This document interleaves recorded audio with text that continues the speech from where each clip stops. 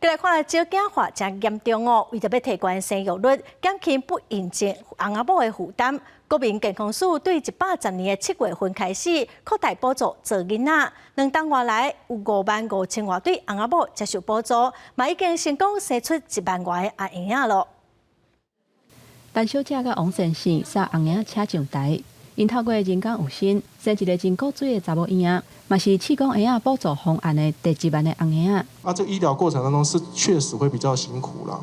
就是说可能要抽血、尿液检查，可能要子宫内膜检查等等之类的。可是大家要相信一点，只要有医疗团队的帮助介入的话，其实你很多不确定的因素就可以排除。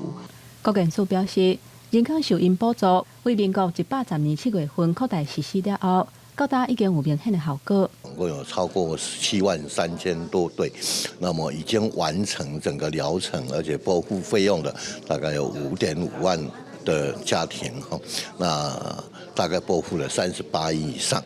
国健署表示，女性生头奖的年岁，在10年前是29岁，即马变做32岁。医师嘛呼吁，无论是自然生产或者是人工有心，想慢生，毋但对老母身体本身有负面的影响，胎儿嘛有风险。对妈妈来说，她的心脏啊、血压啦，或者糖尿病啊，这些问题都会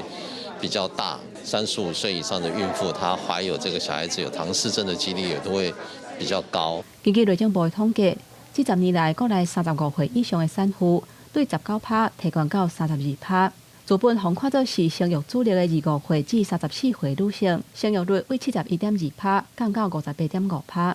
妇产科医师烦恼讲，未来台湾的生产主力会拢是高龄产妇。医师嘛提醒民众，超过1年若拢无法度成功有生，都应该量早找医师来协助。记者综合报道。